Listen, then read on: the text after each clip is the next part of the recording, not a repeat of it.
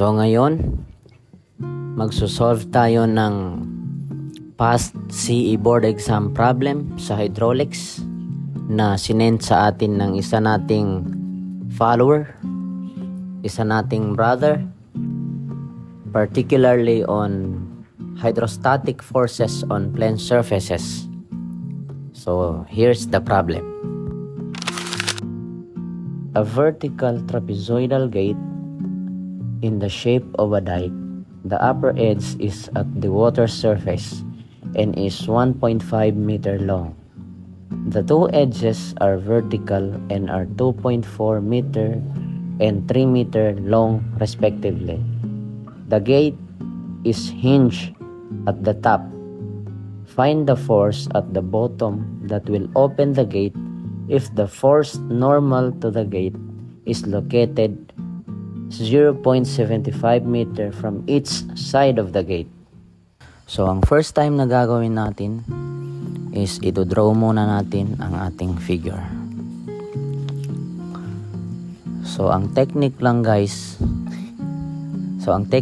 natin, ang gagawin natin unang-una ay magdo-draw tayo ng figure. Kasi ang figure is very important para ma-visualize natin ang sinasabi ng problem. So sundin lang natin ang sinabi sa problem. Ang sinabi sa problem, ang surface ng water nandun ang 1.5 meter long na top ng ating gate.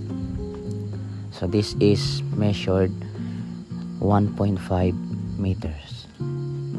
So ilagay lang natin guys. Pagtiyagaan nyo na lang ang pagdodrawing natin. 1.5 meters. Ang next na ilalagay natin ay ang sinabi niyang the two edges, sabi niya two edges are vertical and are, ang isa ay sinabi niya 3 meters and the other